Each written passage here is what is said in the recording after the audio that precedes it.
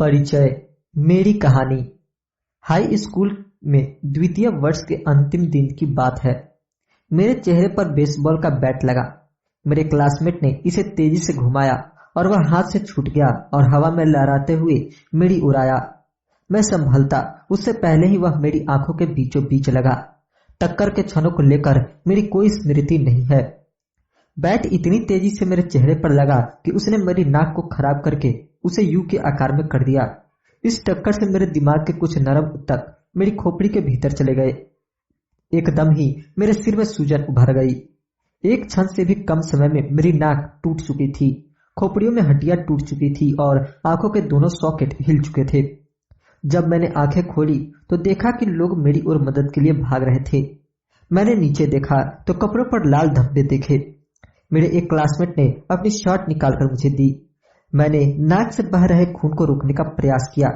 मैं अचंभित और दुविधा में था। मुझे पता ही नहीं था कि मैं कितने गंभीर रूप से जख्मी था। मेरे टीचर ने अपनी भुजा मेरे कंधे के नीचे रखी और हमने दूर नर्स के रूम तक चलना शुरू किया। पूरे मैदान को पार करके और पहाड़ी के नीचे नर्स के ऑफिस के लिए वापस स्कूल लौटे। उनके हाथों ने सीधा रखने के लिए मुझे सहारा दिया। हम धीरे धीरे वहां गए। किसी ने महसूस नहीं किया कि हर मिनट कीमती था। जब हम नर्स के कमरे में आए तो नर्स ने मुझसे कई सवाल पूछे। कौन सा वर्ष चल रहा है? मेरा जवाब था 1998, जबकि वह 2002 का वर्ष था। अमेरिका का राष्ट्रपति कौन है? मैंने कहा बिल क्लिंटन, जबकि सही उत्तर था जॉर्ज बुश। आपकी मां का नाम क्या है? ओह, मैं अचक्का गया। इसमें 10 सेकंड निकल चुके थे। पैटी, मैंने सामान्य तरह से कहा, जबकि मैं यह देख नहीं सका कि मुझे अपनी ही मां का नाम याद करने में 10 सेकंड लग गए। यही अंतिम प्रश्न मुझे याद है। मेरा शरीर मस्तिष्क की सूजन से झेल नहीं सका। एम्बुलेंस के पहले ही मैं होश खो चुका था। कुछ ही मिनट बाद मुझे स्कूल से स्थानीय हॉस्पिटल ले जाया गया। वहां पहुंचने के बाद मेरे शरीर ने धीरे धीरे काम करना बंद कर दिया। मुझे निकलने एवं सांस लेने में परेशानी होने लगी। कुछ ही देर में सांस बंद हो गई। डॉक्टरों ने तेजी से मुझे ऑक्सीजन दी। उन लोगों ने यह भी फैसला किया कि स्थानीय हॉस्पिटल मेरे मामले को देखने के लिए सुसज्जित नहीं है और उन्होंने हेलीकॉप्टर बुलाकर मुझे सिनसिनाटी के बड़े हॉस्पिटल में ले जाने का आदेश दिया। मुझे आपातकालीन कक्ष के दरवाजों से निकालकर हेलीपैड की ओर ले जाया गया। एक नर्स ने मुझे आगे की ओर धकेला तो स्ट्रेचर ऊबर खाबर रास्ते पर हिलता डुलता हुआ चलता रहा। दूसरी नर्स ने हाथ से मेरी सांस को पंप किया। मेरी मम्मी कुछ देर पहले ही हॉस्पिटल में आई थी और हेलीकॉप्टर में मेरे पास आ गई। मैं बेहोश था और खुद सांस नहीं ले पा रहा था। उन्होंने ही उड़ान में मेरा हाथ थामे रखा। मेरी मम्मी ही मुझे हेलीकॉप्टर में ले गई। मेरे पापा घर गए और उन्होंने मेरे भाई बहन को यह जानकारी दी। वे जब मेरी बहन को बताने लगे तब उनके आंसू निकल पड़े कि वे उस रात मेरी बहन की कक्षा 8 की ग्रेजुएशन सेरेमनी से वंचित रह जाएंगे। मेरे भाई बहन को परिजन और मित्रों के यहाँ छोड़ने के बाद वे सिनसिनाटी में मेरी मम्मी के पास आ गए। जब मैं और मेरी मम्मी हॉस्पिटल की छत पर हेलीकॉप्टर से उतरे तो 20 डॉक्टर और नर्स दौड़ते हुए हेलीपैड पर आ गए और मुझे भीतर ले गए। तब तक मस्तिष्क में सूजन इतनी अधिक हो गई थी कि मैं बार बार सदमे के बाद की स्थिति में जकड़ जाता था। मेरी अस्थियों को जोड़ना था लेकिन सर्जरी की स्थिति नहीं थी। मुझे तीसरे दिन एक और बार जकड़न की शिकायत के चलते चिकित्सीय परीक्षण के लिए कोमा में लाते हुए वेंटिलेटर पर रख दिया गया। मेरे मम्मी पापा इस हॉस्पिटल से अपरिचित नहीं थे। 10 वर्ष पहले जब मेरी बहन को 3 वर्ष की आयु में ल्यूकोमिया बताया गया था तब वे इसी इमारत के भूतल पर उसे लाए थे। तब मैं 5 वर्ष का था। मेरा भाई 6 माह का ही था। 2.5 वर्ष के कीमोथेरेपी के उपचार व मेरुदंड बोन मैरो की बायोप्सी के बाद मेरी बहन कैंसर से मुक्त हो गई और हंसते खेलते वहां से निकल आई। 10 वर्ष के सामान्य जीवन के बाद मेरे मम्मी पापा उसी जगह अपने एक और बच्चे को लेकर आ गए थे। जब मैं कोमा में चला गया तब हॉस्पिटल ने एक पादरी और एक सामाजिक कार्यकर्ता को मेरे मम्मी पापा की मदद के लिए भेजा। यह वही पादरी था जो 10 वर्ष पूर्व मेरी बहन के भर्ती होने के समय आया था। दिन ढलकर रात हो चुकी थी। मुझे कई मशीनें जीवित रख रही थी। मेरे मम्मी पापा हॉस्पिटल के गद्दों पर कुछ पल के लिए सो जाते थे और थकान के चलते लेट जाते थे, लेकिन चिंता के मारे फिर उठ जाते थे। मेरी मम्मी ने मुझे बाद में बताया, यह मेरे जीवन की सबसे खराब रात थी। मेरी सेहत में सुधार होना। मुझ पर ईश्वर की कृपा हुई और अगले दिन सुबह मेरी सांस लौटी। तब डॉक्टरों ने राहत ली और मुझे कोमा से बाहर निकाल लिया। अंततः जब मुझे होश आया तो मैंने देखा कि मेरे सूंघने की शक्ति नहीं रही है। तब एक नर्स ने परीक्षण के दौरान मुझसे कहा कि सेब के रस के बॉक्स में जोर से सूंघिए। ऐसा करने से मेरी गंध लेने की शक्ति लौट आई, लेकिन तब तक चकित रह गए कि जैसे ही मैंने सांस लेकर खींची तो मेरी आंखें के सॉकेट के फ्रैक्चर में तेजी से हवा पहुंचने से मेरी बाई आंख बाहर आ गई। आंखों का गोल भाग किसी सॉकेट से फूलकर बाहर आ गया था, जिसे खतरनाक ढंग से पलकों और मेरे मस्तिष्क से जुड़ी ऑप्टिक तंत्रिका ने पकड़ रखा था। तब नेत्र विशेषज्ञ ने कहा कि जैसे ही मैं धीरे से सांस छोड़ूंगा तो आंखें वापस अपनी अवस्था में आ जाएंगी, लेकिन यह कह नहीं सकते कि इसमें कितना समय लग जाएगा। हफ्ते के बाद मेरी शल्य क्रिया होनी थी, जिससे मुझे ठीक होने में कुछ और समय लग जाता। मैं ऐसा लग रहा था मानो बॉक्सिंग के मैच में गलत स्थान पर खड़ा हूं। हम घर लौट आए और मेरी नाक तब भी टूटी हुई थी। चेहरे पर करीब आधा दर्जन अस्थियां टूटी थी और बाई आंख फूली हुई। बाद के महीने बहुत कठिन थे। मुझे लगने लगा था कि मेरे जीवन में सब कुछ थम गया है। हफ्तों तक मुझे सब कुछ दो दिखाई देता था। मैं सीधे नहीं देख पाता था। 1 माह से अधिक समय लगा, लेकिन मेरी आंख धीरे धीरे ठीक हो गई। मेरे देखने की समस्या को ठीक होने में 8 माह लग गए। तब मैं कार चला सका। शारीरिक उपचार में मुझे बुनियादी एक्सरसाइज कराई गई, जैसे सीधी लकीर पर चलना। मैं दृढ़ था कि मेरी चोट मुझे अवसाद में न भर दे, लेकिन कुछ पल थे जिसमें मैं निराश होता था, जबकि कुछ में उत्साह से भर जाता था। 1 वर्ष बाद जब मैं बेसबॉल के मैदान पर लौटा तो यह जानकर मुझे पीड़ा हुई कि कितनी और मेहनत अभी मुझे करनी होगी। यह खेल मेरे जीवन का प्रमुख हिस्सा रहा था। मेरे पापा ने सेंट लुइस कार्डिनल के लिए माइनर लीग बेसबॉल खेला था। मेरा भी सपना इसे पेशेवर तरीके से खेलने का था। महीनों के पुनर्वास के पश्चात मेरी सबसे अधिक इच्छा मैदान पर लौटने की थी, लेकिन बेसबॉल में मेरी वापसी आसान नहीं थी। जब सीजन शुरू हुआ तो मैं एकमात्र जूनियर था जिसे यूनिवर्सिटी की बेसबॉल टीम से हटा दिया गया था। मुझे हाई स्कूल के द्वितीय वर्ष की टीम के साथ खेलने के लिए जूनियर यूनिवर्सिटी भेजा गया। मैं 4 वर्ष की उम्र से खेल रहा था और एक ऐसा व्यक्ति जिसने अपना पूरा समय और प्रयास किसी खेल में लगाया हो, उसे इस तरह से अलग करना अपमानजनक था। मुझे आज भी वह दिन अच्छी तरह याद है जब यह हुआ था। मैं अपनी कार में बैठकर रोने लगा और रेडियो को किसी अच्छे गाने के लिए ट्यून करने लगा जो मुझे बेहतर महसूस करा सके। वर्ष भर के आत्मसंदेह के बाद मैं यूनिवर्सिटी टीम में सीनियर के रूप में शामिल हो सका, लेकिन मैं मैदान में बहुत ही कम जा सका। कुल मिलाकर हाई स्कूल यूनिवर्सिटी बेसबॉल की मैंने 11 पारियां खेली, जो मुश्किल से किसी एक गेम से थोड़ी सी ज्यादा थी। हाई स्कूल में मेरे खराब करियर के बाद भी मैं यह विश्वास कर रहा था कि मैं एक महान खिलाड़ी बन सकता हूं। मैं जानता था कि यदि हालात सुधारने हैं तो इसके लिए मुझे ही कोशिश करनी होगी। चोट लगने के 2 वर्ष बाद निर्णायक मोड़ तब आया जब मैंने डेनिसन यूनिवर्सिटी से जुड़े कॉलेज में जाने लगा। यह नया आरंभ था। यह वही स्थान था जहां मैंने पहली बार समझा कि छोटी आदतों में कितना विस्मयकारी सामर्थ्य रहता है। आदतों के बारे में मैंने कैसे सीखा। डेनिसन यूनिवर्सिटी जाना मेरे जीवन का सर्वोत्तम फैसला था। मुझे बेसबॉल टीम में स्थान मिला, हालांकि मैं सबसे नीचे रोस्टर में फ्रेशमैन के रूप में था, तो भी रोमांचित था। हाई स्कूल के मेरे वर्षों में उथल पुथल के बावजूद मैं कॉलेज में एथलीट बन गया था। बेसबॉल टीम में मेरी जल्द शुरुआत होने वाली नहीं थी, तो मैंने जीवन को व्यवस्थित करने पर ध्यान देना शुरू कर दिया। मेरे मित्र देर रात तक जगते थे और वीडियो गेम्स खेलते थे। मैंने रात को जल्द सोने की आदत बना ली। कॉलेज छात्रावास की अस्त व्यस्त दुनिया में मैं अपने कमरे को साफ सुथरा और व्यवस्थित रखता था। ये छोटे सुधार थे, लेकिन उन्होंने मुझे अपने जीवन पर नियंत्रण रखना सिखा दिया। मैं दोबारा आत्मविश्वास का अनुभव करने लगा। यह बढ़ता आत्मविश्वास मेरी क्लास में भी दिखा। मेरे अध्ययन की आदतें सुधर गई और फर्स्ट ईयर में मुझे लगातार A ग्रेड्स मिली। आदत एक दिनचर्या या व्यवहार है जो नियमित रूप से प्रदर्शित होती है। ज्यादातर मामलों में यह स्वतः ही हो जाता है। जैसे जैसे मैं हर सेमेस्टर पास करता गया, वैसे वैसे मैं छोटी छोटी आदतों को निरंतर जोड़ता गया। ये आदतें अंततः मुझे ऐसे परिणामों की ओर ले गई जो उस समय अकल्पनीय थे जब मैंने शुरुआत की थी। उदाहरण के लिए, जीवन में पहली बार मैंने हर हफ्ते कई दफा लाइट वेट लिफ्टिंग को अपनी आदत में शामिल कर दिया।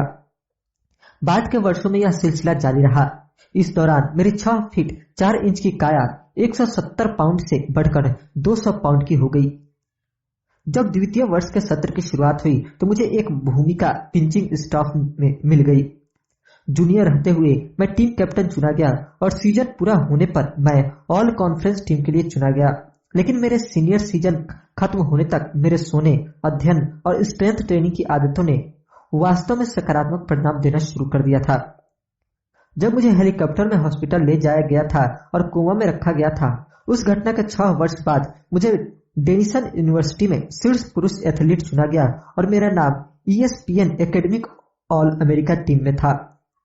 पूरे देश में यह सम्मान मात्र 33 खिलाड़ियों को दिया गया था। जब तक मैं ग्रेजुएट हुआ तब तक मेरा नाम स्कूल के रिकॉर्ड बुक्स में 8 श्रेणियों में दर्ज किया जा चुका था। इसी वर्ष मुझे यूनिवर्सिटी का सर्वोच्च एकेडमिक सम्मान प्रेसिडेंट मेडल भी मिला। सुनने में यदि यह आपको डिंगे मारने जैसा लगता है तो मुझे उम्मीद है कि आप मुझे माफ कर देंगे। सच कहूं तो मेरे खेल करियर में ऐसा कुछ उल्लेखनीय या ऐतिहासिक नहीं था। पेशेवर खिलाड़ी के रूप में मैं खेल नहीं पाया। हालांकि उन वर्षों को मैं पीछे मुड़कर देखता हूं तो लगता है कि मैंने कुछ ऐसा अर्जित कर लिया था जो दुर्लभ था। मैंने अपनी क्षमता को पूर्ण रूप से विकसित कर लिया और मैं मानता हूं कि इस पुस्तक में जो विचार है वे क्षमताओं को पूर्ण विकसित करने में आपकी मदद भी करेंगे। हम सभी जीवन में चुनौतियों का सामना करते हैं। चोट लगना मेरे जीवन की चुनौतियों में से एक था, लेकिन उसके अनुभव ने मुझे एक अहम पाठ सिखा दिया। पहले जो बदलाव छोटे और कम महत्व के लगते हैं उन्हें वर्षों करते रहने पर वे जुड़कर उल्लेखनीय परिणाम देते हैं। हम सभी नुकसान झेलते हैं, लेकिन लंबी अवधि में हमारे जीवन की गुणवत्ता अक्सर हमारी आदतों की गुणवत्ता पर निर्भर करती है। उन्हीं आदतों से आप वही परिणाम प्राप्त करते हैं, लेकिन बेहतर आदतों से कुछ भी संभव है। हो सकता है कि कुछ लोग रातों रात आश्चर्यजनक सफलता पा लेते हो। मैं उनमें से किसी को नहीं जानता, मैं भी उनमें से नहीं हूं। कोमा से लेकर एकेडमिक ऑल अमेरिकन तक मेरी यात्रा में एक ही नहीं अनेक अहम क्षण थे। विकास बहुत धीरे धीरे हुआ। छोटी छोटी जीतों और छोटी छोटी महत्वपूर्ण बातों का सिलसिला चला। मैंने प्रगति का एक ही मार्ग अपनाया और वह था छोटे से शुरू करना। कुछ वर्ष बाद जब मैंने अपना स्वयं का कारोबार शुरू किया तब वह इसके बाद और इस पुस्तक के लेखन में भी मैंने यही रणनीति अपनाई। बेहतर आदतें बनाने का कोई एक मार्ग नहीं है, लेकिन यह पुस्तक आपको वह सर्वश्रेष्ठ उपाय बता रही है जो मैं जानता हूं। एक ऐसा दृष्टिकोण जो प्रभावी रहेगा, जिसे यह फर्क नहीं पड़ेगा कि आप कहां से शुरू करना है या आप क्या बदलना चाहते हैं। मैंने जो तरीके अपनाए वे सभी के लिए प्रासंगिक है। जो हर पायदान पर सुधार चाहते हैं, फिर भले ही उनके लक्ष्य सेहत, पैसा, उत्पादकता, संबंधों या इन सभी पर केंद्रित हो। जब तक मानव व्यवहार का प्रश्न है तब तक यह पुस्तक आपका मार्गदर्शन करेगी। अध्याय 1, छोटी छोटी आदतों की चमत्कारी ताकत। ब्रिटिश साइकिलिंग की किस्मत 2003 में एक दिन बदल गई। ग्रेट ब्रिटेन में प्रोफेशनल साइकिलिंग को संचालित करने वाली इस संस्था ने हाल ही में नया परफॉर्मेंस डायरेक्टर डेव ब्रेल्सफोर्ड को रख लिया था। यह वह समय था जब ग्रेट ब्रिटेन में प्रोफेशनल साइकिलिस्ट करीब 100 वर्षों से साधारण दर्जे को झेल रहे थे। ब्रिटिश साइकिलिस्ट ने 1908 से लेकर अब तक सिर्फ एक बार ओलंपिक में स्वर्ण पदक जीता था, जबकि साइकिलिंग की सबसे बड़ी स्पर्धा टूर डी फ्रांस में बहुत ही खराब प्रदर्शन किए थे। 110 वर्ष में किसी भी ब्रिटिश साइकिलिस्ट ने टूर डी फ्रांस में जीत हासिल नहीं की थी। वास्तव में ब्रिटिश साइकिलिस्ट का प्रदर्शन इतना निराशाजनक रहा था कि यूरोप के शीर्ष साइकिल निर्माताओं में से एक ने तो टीम को साइकिल बेचने तक से मना कर दिया था, क्योंकि उन्हें डर था कि यदि अन्य प्रोफेशनल्स देखेंगे कि ब्रिटिश साइकिल खिलाड़ी उनके गियर को प्रयोग में लेते हैं तो उनकी बिक्री घट सकती है। ब्रेल्सफोर्ड को ब्रिटिश साइकिलिंग को नए मार्ग पर लाने के लिए रखा गया था। एक रणनीति के प्रति उनकी कड़ी प्रतिबद्धता उन्हें पूर्व के कोचों से अलग करती थी। वे इस रणनीति को छोटी छोटी जीत या फायदे का संग्रह कहते थे। यह दर्शन इस बात पर आधारित है कि आप जो कुछ भी करें उसे हर बात में मामूली सुधार की तलाश करते रहें। ब्रेल्सफोर्ड कहते थे, पूरा सिद्धांत इस बात पर आधारित है कि यदि साइकिल चलाने के लिए जो भी प्रयास किया जा रहा है उसे टुकड़ों में बांटकर आप देखेंगे और फिर उनमें 1% सुधार भी करेंगे तो आप जब समग्र रूप से इसे अमल में लाएंगे तो बहुत ज्यादा बदलाव कर चुके होंगे। ब्रेल्सफोर्ड और उनके कोचों ने मामूली बदलाव से शुरुआत की, जिसकी एक प्रोफेशनल साइकिलिंग टीम ने आशा की जाती है। उन्होंने साइकिल की सीट को फिर से डिजाइन कराया ताकि यह अधिक सुविधाजनक हो सके एवं टायरों पर अल्कोहल रगड़ दिया ताकि वे अच्छी पकड़ से चले सके। उन्होंने साइकिल चालकों से इलेक्ट्रिकली हीटेड पैंट्स का पहनने को कहा ताकि मांसपेशियों को तापमान आदर्श रहे। साथ ही बायोफीडबैक सेंसर के प्रयोग से यह जांचा जाए कि प्रत्येक एथलीट एक खास वर्कआउट के दौरान किस स्थिति में रहता है। टीम ने विंड टनल, एक विशेष सुरंग जिसमें लगातार हवा चलती है, इसमें कई वाहनों का भी परीक्षण होता है, में विभिन्न कपड़े पहनकर परीक्षण किया और आउटडोर में साइकिल चलाने के लिए प्रयुक्त सूट्स की बजाय इंडोर रेसिंग सूट्स का प्रयोग किया जो हल्के और ज्यादा एरोडायनेमिक साबित हुए। लेकिन वे इतने पर ही नहीं रुके। ब्रेल्सफोर्ड और उनकी टीम ने अनदेखे और अनअपेक्षित क्षेत्रों में भी 1% सुधार करने का प्रयास जारी रखा। उन्होंने कई तरह के मसाज लोशन का प्रयोग करके देखा कि कौन सा तेजी से मसल्स को ठीक करता है। इसके लिए उन्होंने एक सर्जन रखा जिसने साइकिल चालकों को हाथ धोने का सबसे बढ़िया तरीका सिखाया ताकि वे ठंड की चपेट में आने से बच जाए। उन्होंने यह भी बताया कि हर साइकिल खिलाड़ी को रात में सोने के लिए किस तरह का तकिया और गद्दा लेना चाहिए। यहाँ तक कि उन्होंने टीम का ट्रक भी भीतर से सफेद रंग से पेंट करा लिया ताकि धूल के मामूली कणों को भी देखा जा सके जो पहले नजर नहीं आते थे, जबकि उसके कारण अच्छे से तैयार की हुई साइकिल की गति भी खराब हो सकती थी। इस तरह के सैकड़ों अन्य छोटे छोटे सुधार किए गए तो परिणाम इतनी तेजी से आए कि कोई कल्पना भी नहीं कर सकता था। ब्रेल्सफोर्ड के पद संभालने के 5 साल बाद ही ब्रिटिश साइकिलिंग टीम का 2008 के बीजिंग ओलंपिक में दबदबा रहा, जिसमें उसने सड़क और ट्रैक साइकिलिंग स्पर्धाओं में 60% स्वर्ण पदक जीते। 4 वर्ष बाद जब ओलंपिक का आयोजन लंदन में किया गया तो ब्रिटिश साइकिल खिलाड़ियों ने 9 ओलंपिक रिकॉर्ड्स और 7 विश्व रिकॉर्ड कायम किए। उसी वर्ष ब्रैडली विंक्स पहले ब्रिटिश साइकिलिस्ट बने जिन्होंने टूर डी फ्रांस में जीत दर्ज की। अगले वर्ष उनकी ही टीम के अन्य साथी क्रिस फ्रूम ने यह रेस जीती और 2015, 16 और 2017 में भी वे ही जीते। 6 वर्ष में ब्रिटिश साइकिलिस्ट ने 5 मर्तबा टूर डी फ्रांस में जीत दर्ज की। ब्रिटेन के साइकिलिस्ट 10 वर्ष की अवधि 2007 से 2017 के बीच 178 विश्व चैंपियनशिप और 66 ओलंपिक अथवा पैरालंपिक स्वर्ण पदक जीत चुके थे। साथ ही उन्होंने 5 बार टूर डी फ्रांस में जीत हासिल की थी, जो साइकिलिंग के इतिहास में सबसे ज्यादा सफल दौर माना जाता है। यह होता कैसे है? कैसे सामान्य एथलीट की एक टीम ऐसे मामूली बदलावों से विश्व चैंपियन बनकर खड़ी हो जाती है जो पहली बार देखने पर इतने मामूली लगते हैं कि उनसे बहुत थोड़ा सा अंतर पड़ सकता है। क्या छोटे छोटे सुधार एकत्र होकर इतने उल्लेखनीय नतीजे दे सकते हैं और किस प्रकार से आप यह नजरिया अपने जीवन में लागू कर सकते हैं? क्यों छोटी आदतें बड़ा बदलाव करती है? दैनिक जीवन में किसी निर्णायक क्षण के महत्व का आकलन बढ़ा चढ़ा कर करना और छोटे छोटे सुधारों को कम समझना बहुत ही आसान है।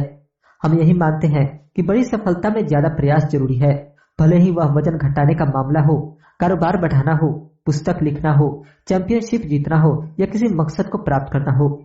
हम अपने आप पर इतना दबाव डालते हैं ताकि किसी तरह से कुछ ऐसा बदलाव हो सके कि हर कोई इस बारे में बात करे। इन सबके बीच 1% सुधार विशेष रूप से कोई मायने नहीं रखता। कभी कभी तो इस पर कोई ध्यान तक नहीं देता, लेकिन यह लंबे समय के लिए बहुत अर्थपूर्ण हो सकता है। छोटा सुधार लंबे समय में असाधारण अंतर दिखा सकता है। इसका गणित इस प्रकार से काम करता है। यदि आप प्रतिदिन 1% भी पहले से बेहतर होते हैं तो पूरे एक वर्ष में 73 गुना बेहतर बन सकते हैं। इसके विपरीत यदि आप 1 वर्ष तक हर दिन 1% बेहतर होते जाते हैं तो आप 0 के करीब हो जाएंगे। भले ही छोटी सी जीत से शुरुआत हो या छोटी हार से, यह एकत्र होकर कई गुना हो जाती है। आदतें आत्मानुसार का चक्रवृद्धि ब्याज होती है। जिस प्रकार से धन चक्रवृद्धि ब्याज में कई गुना बढ़ता है, उसी प्रकार से आपकी आदतों का प्रभाव बार बार करने पर बढ़ जाता है। भले ही वे किसी दिन मामूली बदलाव के रूप में दिखती हो, लेकिन कई महीनों और वर्षों में इनका प्रभाव जबरदस्त हो सकता है। जब आप 2, 5 या कदाचित 10 वर्ष बाद पीछे की ओर देखते हैं तो आपको स्पष्ट दिखता है कि अच्छी आदतों के मूल्य क्या हैं और बुरी आदतों के लिए क्या कीमत चुकानी होती है। हर दिन 1% बेहतर होना। जीवन में प्रतिदिन इस अवधारणा को महसूस करना कठिन होता है। हम अक्सर छोटी बदलाव को इसलिए नकार देते हैं क्योंकि वे उस पल इतने उल्लेखनीय नहीं दिखाई देते। यदि आप आज थोड़ा भी पैसा बचाते हैं तो आप करोड़पति नहीं हो जाते हैं। यदि 3 दिन जिम जाएंगे तो भी आप बेडौल ही रहेंगे। यदि आप हर रात 1 घंटा मैंडारिन पढ़ते हैं तो आप भाषा नहीं सीख पाते हैं। हम कुछ बदलाव करते हैं लेकिन नतीजे तेजी से नहीं दिखते और फिर हम पुराने ढर्रे पर ही लौट जाते हैं। दुर्भाग्य से बदलाव की धीमी गति भी हमें बुरी आदतों की ओर प्रवृत्त करती है। यदि आज आपने सेहत को लाभ न पहुंचाने वाला भोजन खाया है तो इससे ज्यादा फर्क नहीं होगा। यदि आप देर रात तक काम करते हैं और अपने परिवार की उपेक्षा करते हैं तो वे आपको माफ कर देंगे। यदि आप एक दिन अपना प्रोजेक्ट टालते हैं तो उसे पूरा करने के लिए बाद में 1 दिन अधिक लगेगा। एक फैसले को आसानी से खारिज किया जा सकता है, लेकिन जब आप खराब फैसलों से 1% गलती हर दिन करते हैं और छोटी छोटी गलतियां दोहराते चले जाते हैं, साथ ही छोटे छोटे बहानों को सही ठहराते हैं, तो हमारा यही चयन अंत में बढ़कर खराब नतीजा दे सकता है। यह कई गलतियों का संचय होता है। 1% गिरावट के कारण ही बाद में समस्या होती है। अपनी आदतों में बदलाव से जो प्रभाव होता है वह किसी विमान को अपने मार्ग से कुछ ही डिग्री बदलने के समान होता है। सोचिए कि आप लॉस एंजलिस से न्यूयॉर्क जा रहे हैं। यदि पायलट LAX लॉस एंजलिस अंतर्राष्ट्रीय विमानतल से चलते हुए ही 3.5 डिग्री दक्षिण की ओर मुड़ जाता है तो न्यूयॉर्क की बजाय आप वाशिंगटन DC में उतरेंगे। उड़ान भरते समय इतने मामूली बदलाव की ओर शायद ध्यान न जाता हो। भले ही विमान का अगला भाग कुछ ही फीट मुड़ा हो, लेकिन यह अंततः अमेरिका में ही आपको सैकड़ों मील दूर उतारेगा। इसी प्रकार से दैनिक जीवन की आदतों में मामूली बदलाव आपके जीवन को किसी और दिशा में ले जाता है। 1% बेहतर या 1% बदतर उस पल भले ही उल्लेखनीय न लगे, लेकिन कालांतर में यह भारी बदलाव दिखा सकता है कि आप क्या हैं और आप क्या हो सकते थे। सफलता प्रतिदिन की आदतों का उत्पाद है, जीवन में केवल एक बार बदलाव का नहीं। इससे कोई फर्क नहीं पड़ता है कि आप अभी कितने सफल या असफल हैं, लेकिन फर्क इससे पड़ता है कि आपकी आदतें आपको सफलता के मार्ग पर डाल रही हैं या नहीं। आपको अपने वर्तमान नतीजों की बजाय अपने वर्तमान मार्ग पर अधिक ध्यान देना चाहिए।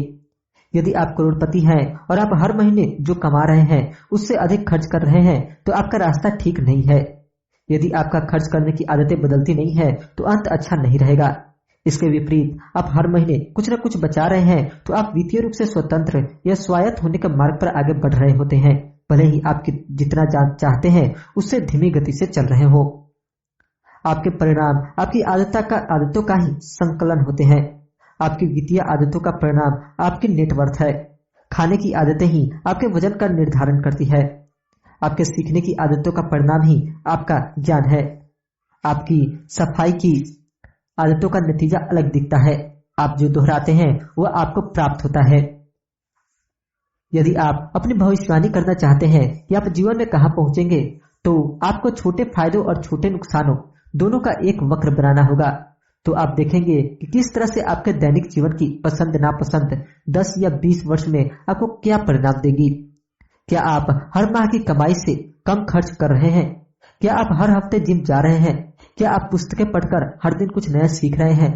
इस तरह के छोटे छोटे संघर्ष आपका भविष्य अपने आप बता देंगे। सफलता और असफलता के अंतर को समय बहुत बढ़ा देता है। आप जीवन को जो भी दे रहे हैं वह गुणित होकर सामने आएगा। अच्छी आदतें समय को आपका दोस्त बना देंगी, खराब आदतें समय को शत्रु बना देंगी। आदतें दुधारी तलवार है, बुरी आदतें आसानी से आपको खत्म कर सकती हैं, जिस तरह से अच्छी आदतें आपको बेहतर बना सकती है। इसलिए इसे समझना बहुत महत्वपूर्ण है। आपका जानना आवश्यक है कि किस प्रकार से आदतें काम करती है और अपनी पसंद के अनुसार कैसे इन्हें बनाया जाए ताकि आप इस दुधारी तलवार की एक धार से बच सके। प्रगति वास्तव में होती कैसी है? सोचिए कि आपके सामने टेबल पर बर्फ का क्यूब रखा है। कमरे में इतनी ठंडक है कि आप अपनी सांस को देख सकते हैं। यह तापमान 25 डिग्री है। कमरा धीरे धीरे गर्म होने लगता है। 26, 27 डिग्री, 28 डिग्री। आपके सामने रखे टेबल पर बर्फ का क्यूब अभी भी है। 29 डिग्री, 30, 31। अब तक कुछ नहीं हुआ। फिर 32 डिग्री। बर्फ पिघलने लगती है। इससे पहले 1-1 डिग्री बढ़ने में इतना अंतर नहीं पड़ा था, लेकिन इस 1 डिग्री ने बड़ा परिवर्तन कर दिया। आपकी आदतें आपके लिए संयोजित हो सकती है या फिर विरोध में खड़ी हो सकती है। उत्पादकता वाले अव्यय। किसी एक दिन में एक अतिरिक्त कार्य पूरा करना एक छोटा सा कर्तव्य हो सकता है, लेकिन पूरे करियर के लिए यह बहुत मायने रखेगा। पुराने काम को स्वतः कर पाने के प्रभाव या किसी नए कौशल में निपुण होना भी उल्लेखनीय होता है। बिना सोचे आप जितने भी काम संभालते हैं, आपका मस्तिष्क दूसरे क्षेत्रों में ध्यान केंद्रित करने को तैयार हो जाता है। नकारात्मक संयोजन, तनाव के अव्यय, ट्रैफिक जाम की कुंठा, पालन पोषण के दायित्वों का भार, 2 वक्त की जरूरतों को पूरा करने की चिंता, थोड़ी अधिक ब्लड प्रेशर का तनाव के ये कारण है जो खुद ही संभल सकते हैं, लेकिन जब ये कई वर्ष तक बने रहते हैं तो सेहत के लिए गंभीर हो सकते हैं। सफलता के पल अक्सर पूर्व के कामों के परिणाम ही होते हैं जो बड़े बदलाव के लिए संभावनाएं तैयार करते हैं। यह स्थिति हर जगह देखने को मिल जाएगी। कैंसर अपने जीवन का 80% भाग तो पता चले बिना ही बिताता है, लेकिन फिर कुछ ही माह में शरीर को खत्म कर देता है। बांस पहले 5 वर्षों में बड़ा हुआ नहीं दिखता है, क्योंकि वह जमीन के भीतर जड़ जमाता रहता है और अगले 6 हफ्ते में 90 फीट तक बढ़ जाता है। इसी प्रकार से आदतें भी तब तक कोई फर्क नहीं डालती जब तक कि आप एक अहम सीमा को पार नहीं कर जाते और नए स्तर तक नहीं पा लेते। किसी अनुसंधान या तलाश के आरंभ और मध्य में अक्सर निराशा की खाई होती है। आप सीधी रेखा में प्रगति की आशा करते हैं और पहले दिन, एक हफ्ते और यहाँ तक कि कई माह तक जब बदलाव अप्रभावी दिखते हैं तो आप कुंठित हो सकते हैं। ऐसा नहीं लगता है कि आप कहीं जा रहे हैं। यह किसी भी संयोजन प्रक्रिया का प्रमाण होता है। सर्वाधिक शक्तिशाली परिणामों में विलंब होता है। यह मूल कारणों में से एक है कि क्यों स्थायी आदतें बनाना इतना मुश्किल होता है। लोग कुछ छोटे बदलाव करते हैं और उन्हें ठोस नतीजा नहीं मिलता है तो वे इसे रोक देने का फैसला करते हैं। आप सोचते हैं, मैं कई महीने तक हर दिन दौड़ा तो मैंने अपने शरीर में बदलाव क्यों नहीं देखा। जब इस तरह के विचार हावी होते हैं तो अच्छी आदतों को दरकिनार करने का बहाना मिल जाता है, लेकिन अर्थपूर्ण बदलाव के लिए आदतों को लंबे समय तक बनाए रखना होता है ताकि आप इस पठार को पार कर सके। इसे मैं अंतर्निहित संभावनाओं का पठार कहता हूँ। यदि आप देखते हैं कि आप अच्छी आदतों को बनाने और बुरी आदतों को खत्म करने के लिए संघर्ष कर रहे हैं तो इसका मतलब यह नहीं है कि आप सुधरने की क्षमता खो चुके हैं।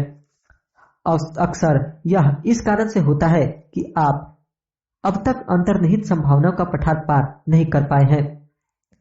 कड़े परिश्रम के बाद भी सफलता हासिल न करने की शिकायत करना कमरे को 25 से 31 डिग्री तक गर्म करने के बाद भी बर्फ का क्यूब न पिघलने की शिकायत करने जैसा ही है। आपका किया हुआ कर्म नष्ट या व्यर्थ नहीं किया गया है, बल्कि वह जमा होते जा रहा है। जो भी घटता है वह 32 डिग्री पर होता है। जब आप अंततः अंतर्निहित संभावनाओं के पठार को पार कर लेते हैं तो लोग इसे रातों रात अर्जित की गई सफलता कहते हैं। बाहर की दुनिया केवल वह नाटकीय घटना देखती है जब आप सफलता प्राप्त करते हैं। वह प्रक्रियाएं नहीं देखती जिससे आप निकले हैं, लेकिन आप जानते हैं कि आपका वह काम ही है जो आप लंबे समय से कर रहे थे, जिसके कारण आज आप उछाल ले सके हैं, जबकि कभी ऐसा लगता था कि आप किसी तरह की प्रगति नहीं कर रहे हैं। मानव भूगर्भीय दबाव के समान ही होता है। 2 टेक्टोनिक प्लेट्स एक दूसरे के विपरीत रहकर लाखों वर्षों तक एक दूसरे को रगड़ती रहती है। तनाव धीरे धीरे बढ़ता जाता है, फिर एक दिन वे उसी तरह से एक दूसरे को रगड़ती है जैसे वर्षों से चल रहा था, लेकिन इस बार तनाव बहुत अधिक हो जाता है। भूकंप आ जाता है। एकदम कुछ होने के पहले बदलाव लगातार होता रहता है। महारत हासिल करने में धैर्य लगता है।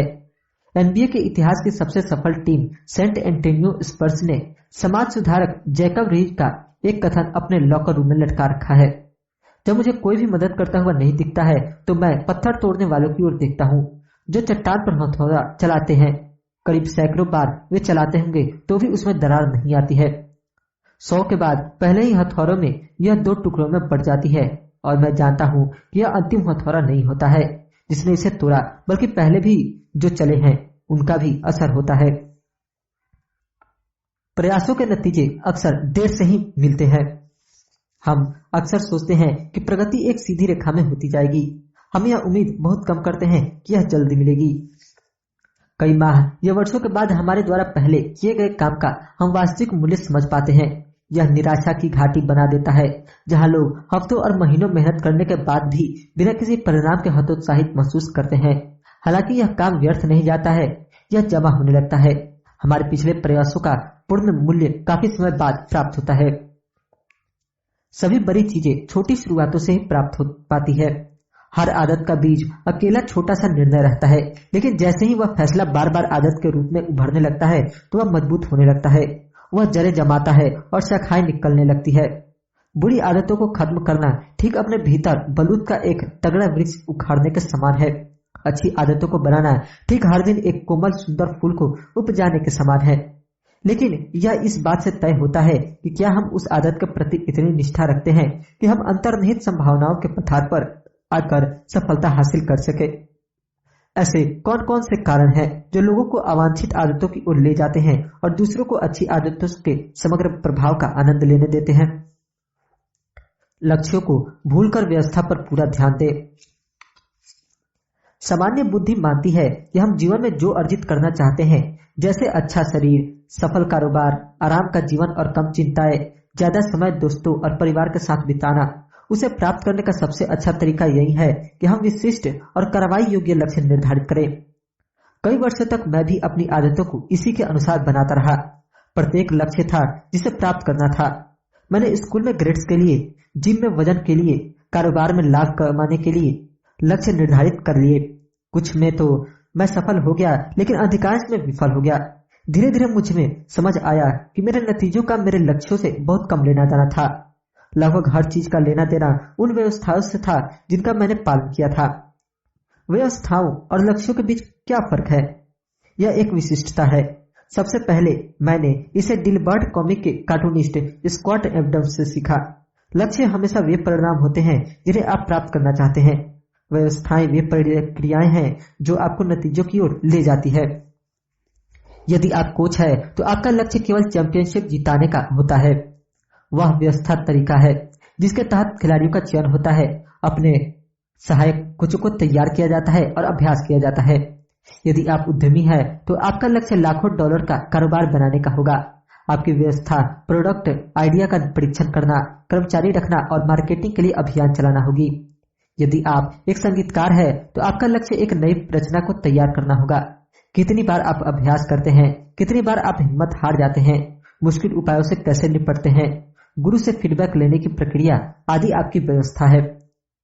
अब एक रोचक प्रश्न, यदि आप अपने लक्ष्यों की उपेक्षा करके पूरी तरह से व्यवस्था पर ध्यान देते हैं तो क्या आप सफल हो पाएंगे? उदाहरण के लिए, यदि आप बास्केटबॉल कोच हैं और स्पर्धा जीतने के लक्ष्य की उपेक्षा करके केवल इस बात पर ध्यान देते हैं कि टीम हर दिन किस तरह से अभ्यास कर रही है, तो कभी क्या परिणाम मिलेंगे? मैं समझता हूं मिलेंगे। किसी भी खेल में अच्छे स्कोर के साथ फिनिश करना एक लक्ष्य होता है, लेकिन इस स्कोर बोर्ड की ओर देखते हुए खेल पूरा करना हास्यास्पद हो सकता है। हर दिन कुछ बेहतर होना ही वास्तव में जीत का सही तरीका माना जाता है। 3 बार के सुपर बाउल विजेता बिल वॉल्श के शब्दों में, स्कोर स्वयं अपनी चिंता कर लेगा। यही बात जीवन के अन्य हिस्सों में भी लागू होती है। यदि आप बेहतर परिणाम चाहते हैं तो लक्ष्य तय करना भूल जाएं, व्यवस्था पर ज्यादा ध्यान दें। इसका मायने क्या है? क्या लक्ष्य बेकार की चीज है? बिल्कुल नहीं। लक्ष्य दिशा तय करते हैं, लेकिन व्यवस्था प्रगति करने के लिए सबसे उपयुक्त रहती है। समस्याएं तब बहुत सारी हो जाती है जब आप लक्ष्य के बारे में सोचने में ही बहुत समय बिता देते हैं और अपनी व्यवस्था को सुधारने में पर्याप्त समय नहीं देते। समस्या 1, जीतने और हारने वालों के लक्ष्य समान होते हैं। लक्ष्य निर्धारित करना अस्तित्व में बचे रहने के पूर्वाग्रह से गंभीर रूप से ग्रस्त होता है। हम उन पर ध्यान देते हैं जो जीत जाते हैं, यानी जो दौड़ में बच जाते हैं। हम यह आकलन गलत करते हैं कि महत्वाकांक्षी लक्ष्य ने उन्हें सफल बनाया है। हम उन लोगों को नजरअंदाज कर देते हैं जिनका लक्ष्य भी जीत का ही होता है, लेकिन वे सफल नहीं हो पाते हैं। हर ओलंपिक खिलाड़ी स्वर्ण पदक जीतना चाहता है। हर उम्मीदवार नौकरी चाहता है। यदि सफल और असफल दोनों व्यक्तियों के लक्ष्य समान रहते हैं तो फिर लक्ष्य विजेताओं को हारने वालों से अलग नहीं करता। टूर डी फ्रांस को जीतने के लक्ष्य ने ब्रिटिश साइकिलिस्ट के शिखर तक नहीं पहुंचाया था। वे तो हर वर्ष स्पर्धा जीतना चाहते थे, ठीक वैसे ही जैसे कोई अन्य प्रोफेशनल टीम चाहती है। यह लक्ष्य तो हमेशा ही रहा था। अलग परिणाम तभी आ पाया जब उन्होंने लगातार छोटे छोटे सुधारों की व्यवस्था लागू की। समस्या 2, लक्ष्य प्राप्त करना क्षणिक परिवर्तन मात्र होता है। सोचिए, आपका कमरा अस्त व्यस्त है और आपने उसे साफ करने का लक्ष्य रखा है। यदि आप ऊर्जा से भरकर वह करेंगे तो अभी ही वह साफ हो जाएगा, लेकिन यदि आप आलस की वही आदतें जारी रखेंगे जिनकी वजह से कमरा अस्त व्यस्त हुआ था, तो कमरे में नई गंदगी पसर जाएगी और फिर आप किसी और प्रेरणा की उम्मीद करने लगेंगे। आपको बार बार वही परिणाम मिलेंगे, क्योंकि आप उसमें निहित व्यवस्था को बदल ही नहीं सके। आपने किसी लक्षण का उपचार बिना कारण जाने ही किया है। लक्ष्य को प्राप्त करने से जीवन में क्षण भर के लिए ही बदलाव होता है। सुधार के बारे में यह सहज ज्ञान के विपरीत है। क्षण भर के लिए ही बदलाव होता है। हम सोचते हैं कि हमें अपने नतीजे बदलने की जरूरत है, लेकिन नतीजे समस्या नहीं है। वास्तव में हमें वह समस्या या वह व्यवस्था प्रणाली हल करते हैं तो वह अस्थायी रूप से हो पाती है। बेहतरी के सुधार करना है तो आपको व्यवस्था के स्तर पर समस्या हल करनी होगी। जो इनपुट्स हैं उसमें सुधार कर लें, परिणाम खुद सुधर जाएंगे। समस्या 3, लक्ष्य आपकी खुशियों को सीमित करते हैं। किसी लक्ष्य के बारे में अंतर्निहित अनुमान यह रहता है, एक बार लक्ष्य प्राप्त हो जाए तो मैं खुश रहूंगा। लक्ष्य के साथ तब समस्या हो जाती है जब आपकी मानसिकता बन चुकी होती है कि अगर आप अगले पड़ाव की प्राप्ति तक खुशियां नहीं मनाएंगे। मैं इस झंझट में इतनी बार उलझ चुका हूं कि संख्या मुझे पता नहीं है। वर्षों तक खुशियां मेरे लिए भविष्य की बात बनकर रह गई थी। मैं खुद को ही वचन देता था कि एक बार मैं 20 पाउंड मांसपेशियां और बना लूं या मेरे कारोबार का उल्लेख न्यूयॉर्क टाइम्स में हो जाए तो अंततः मुझे आराम मिलेगा। यही नहीं, लक्ष्य या तो यह या वह का टकराव पैदा करते हैं। या तो आप अपना लक्ष्य प्राप्त करके सफल होते हैं या फिर विफल होते हैं और निराश हो जाते हैं। आप खुद को मानसिक रूप से खुशी की संकुचित सोच में बांध लेते हैं। यह गलत दिशा है। यह संभव नहीं है कि वास्तविक जीवन में आपका रास्ता वैसा ही हो जैसा खाका आपने अपने दिमाग में शुरुआत के वक्त बनाया था। सिर्फ एक परिदृश्य तक अपनी संतुष्टि को सीमित रखने का कोई मतलब नहीं है, जबकि आपके पास सफलता के कई मार्ग हैं। व्यवस्था पहले बनाने की मानसिकता तनाव से मुक्ति प्रदान कराती है।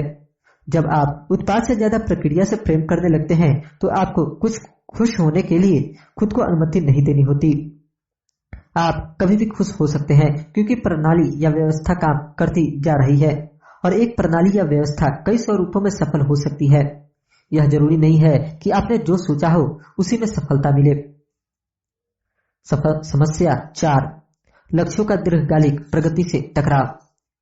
अंततः लक्ष्योन्मुखी मानसिकता आप पर उतार चढ़ाव का प्रभाव छोड़ेगी।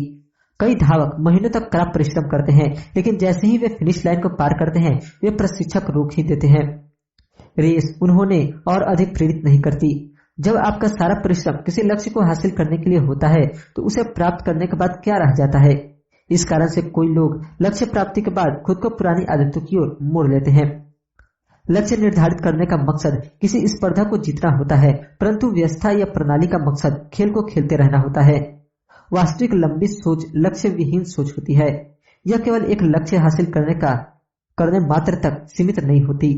यह सतत सुधार या परिशोधन का अंतहीन चक्र है। निश्चित रूप से यह किसी प्रक्रिया को लेकर आपकी प्रतिबद्धता है जो आपकी प्रगति का निर्धारण करेगी। छोटी छोटी आदतों की व्यवस्था। यदि आपको अपनी आदतों को बदलने में परेशानी होती है तो समस्या आप नहीं है, समस्या आपकी प्रणाली में है। बुरी आदतें खुद को बार बार दोहराती है, इसलिए नहीं कि आप उन्हें बदलना ही नहीं चाहते, बल्कि इसलिए कि बदलने की आपकी प्रणाली गलत है। आप अपने लक्ष्यों के स्तर तक ऊंचा नहीं उठते हैं, आप प्रणालियों के स्तर तक नीचे जाते हैं। किसी एक लक्ष्य के बजाय पूरी प्रणाली या व्यवस्था पर ध्यान केंद्रित करना ही इस पुस्तक के मूल्य विषयों में से एक है।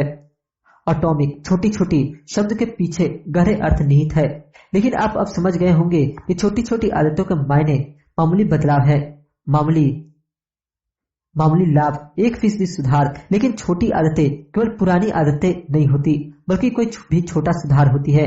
छोटी आदतें ही व्यवस्था या प्रणाली का अंग होती है। जैसे छोटे छोटे अणुओं से कण बनते हैं, वैसे ही छोटी छोटी आदतों से उल्लेखनीय नतीजों का निर्माण होता है। आदतें हमारे जीवन में अणु जैसी होती है, हर एक मूल इकाई के रूप में होती है जो समग्र सुधार में सहयोग देती है। पहले ये छोटी आदतें ज्यादा महत्व की नहीं लगती है, लेकिन जैसे ही ये एक के बाद एक बढ़ती जाती है तो ये बड़ी जीत का ईंधन बन जाती है, जिसकी कीमत आरंभिक निवेश से ज्यादा होती है। वे छोटी और प्रबल दोनों होती है। यही एटॉमिक हैबिट्स छोटी आदतों के मुहावरे का अर्थ है। नियमित अभ्यास या रूटीन को अपनाना ऐसा न केवल छोटा और करने में आसान होता है, बल्कि यह अतुल शक्ति का स्रोत भी होता है। यह संयुक्त वृद्धि की व्यवस्था का एक अहम अंग होता है। आदतें आत्म सुधार का चक्रवृद्धि ब्याज होती है। प्रतिदिन 1% बेहतर होना लंबे समय में बहुत मायने रखता है। आदतें दो धारी तलवार होती है, वे आपके लिए भी काम कर सकती है और आपके विरोध में भी काम कर सकती है, इसलिए इसे विस्तार से समझ लेना जरूरी होता है।